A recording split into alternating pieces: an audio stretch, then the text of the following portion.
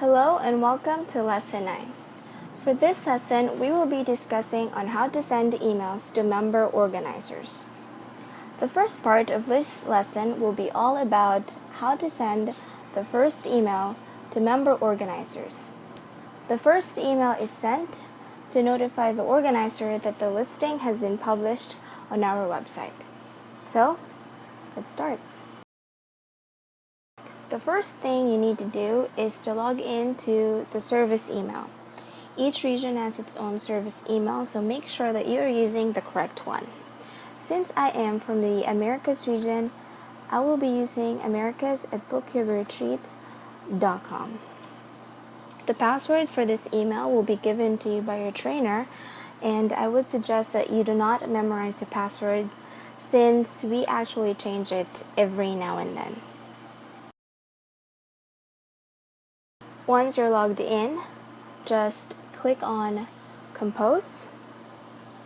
And then for the email address of the organizer, you are going to get that from our admin area. So this one. To get their email address, just look up the name of the organizer. So for this one, the organizer's name is Body Flows. Once you get the results, click on the name of the organizer and then Edit Details, and you will go to the Contact Person tab. Just copy the email from this site and paste it in your email. The next thing you need to do is to change the sender. As you can see, the sender of this email is Book Your Retreats America's team. If you do not change this, when the organizer replies, it will go to the general inbox instead of your own personal inbox. So what you would want to do is to change this to your name. That way, when the organizer replies with the feedback or anything, it will directly go to your personal inbox. For the subject of the email, what you would put there would first be the name of the organizer, so Body Flows, and then comma, we've published your listing. You could either put an exclamation mark or a smiley face, but I'd like to do both. Now we move on to writing the body of your email. This is really simple because we have the canned responses to do the typing for us. Simply go to More Options and then Canned Responses and select Listing Published. You would want to delete the first line because that's about the subject of the email that we already have. And then the next thing you would want to do is to include the contact person's name. If you don't have any contact person, you could just simply use the name of the organizer. But for this organizer, we have Sally as a contact person, so that would be the name that we will be using for the first line. So it goes, "Hi Sally." Now this part is optional, it's all up to you, but I really prefer to add a second line, like just a simple greeting. So you could just say, "How are you doing?" and then a smiley face. Just to make it seem more friendly. And then for this part, you would want to put in your name. So the third line will go, "I'm Marla from Book Your Retreats, and I'm happy to inform you that your listing is now available on our website."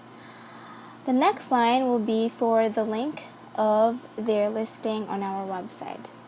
To get the link, you would want to go to bookyogaretreats.com / the name of the organizer separated by dashes if there are 2 or more words.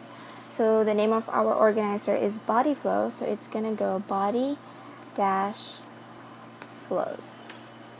This will take you to the organizer's page where their listings can be viewed. So just click on the listing, and you would want to copy the URL of that listing and paste it on your email. And then the next line, there's nothing you need to do for the next line, so it will just go, Kindly go over it and please let me know if there's something you'd like us to add, change, or edit, and I'll update the listing as soon as possible. Lastly would be the thank you, so just say thank you and then again write the name of the organizer's contact person or just the name of the organizer and just give them a simple closing remark saying like have a great day, have a nice day, have a wonderful day. It's all up to you. The last part of the email would be your signature, which you will also find under canned responses. So I'm just gonna use signature Marla.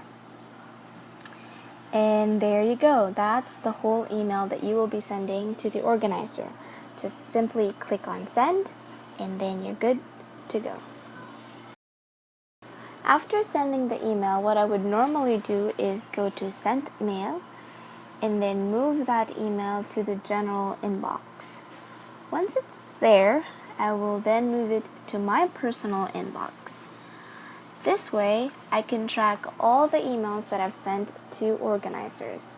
So it's very easy, and when you click on your personal inbox, it's right there. So it's easier for you to just track all of the emails that you've sent to the organizers.